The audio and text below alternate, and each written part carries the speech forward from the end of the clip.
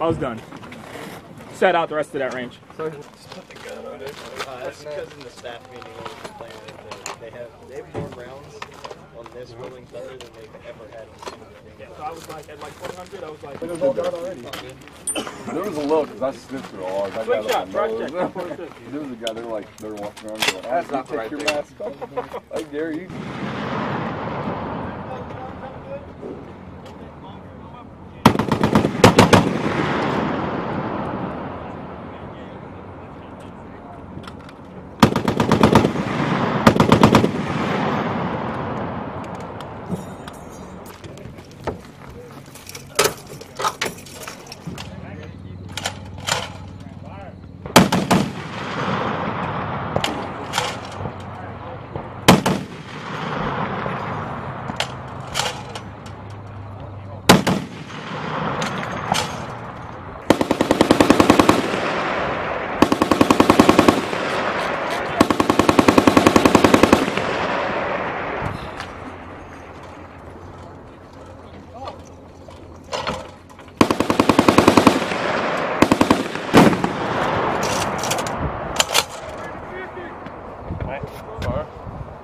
Kill.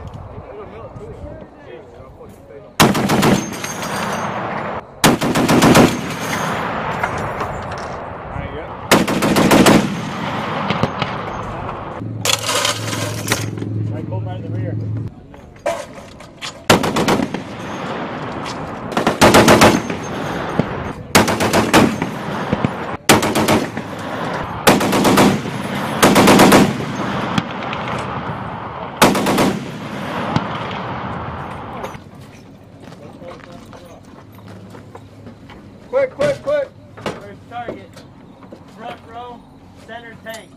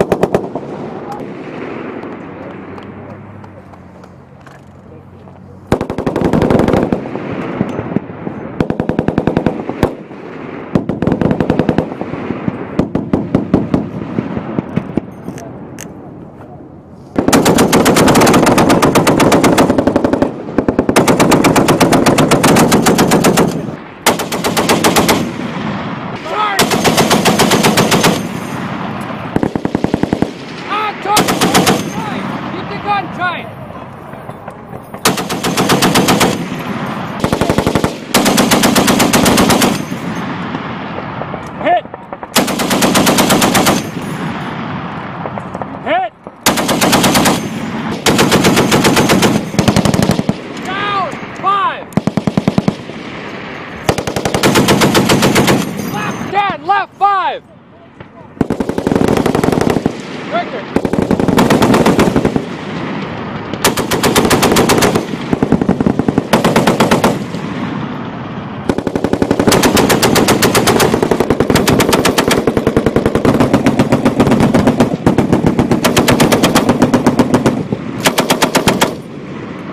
Ride the boat home. In there. Clear.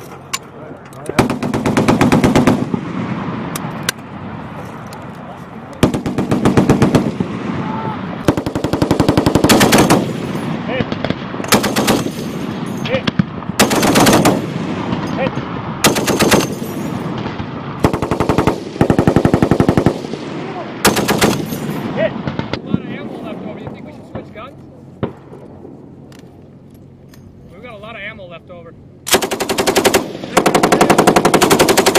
Hit!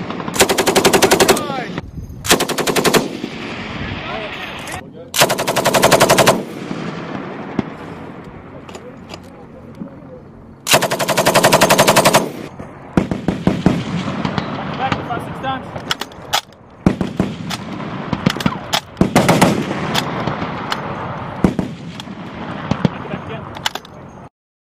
Of LAD out here integrating with 10th Marines with artillery is we're looking forward to that next threat. The days of counterinsurgency that we've been fighting again, those are days past, looking to the next enemy and what he's going to bring to the fight, what he's going to bear against us. With that being said, we need to be able to integrate with our brethren in GCE, so while they're conducting their fires, doing that surface-to-surface weapons fires, we can provide them air defense against their threats, most notably those UAVs and those rotary aircraft, actually looking for those gun lines to destroy those assets. So by providing that surface-to-air weapons fire, we can ensure that the overall mission is accomplished.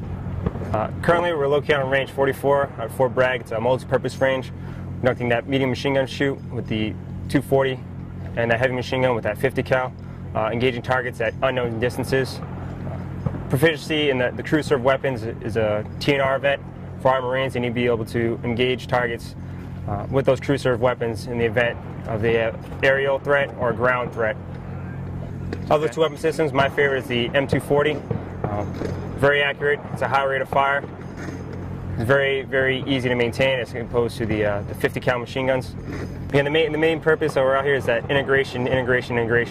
Putting that ground combat element and that air combat element together, so they have seamless communication between the two, and they're able to talk to one another. They're able to move forward and get inside the enemy's OODA loop to move faster, to act faster, ultimately to shoot, move, communicate. That's what we're looking at. All that is necessary for evil to triumph is for good men to do nothing. It's by Edmund Burke. I think it fully embodies the Marine Corps concept of being ready, because all the enemy needs is for someone to not interfere. And if you have good men, good Marines, they're ready at a moment's notice to interdict, and we'll be able to keep our country safe.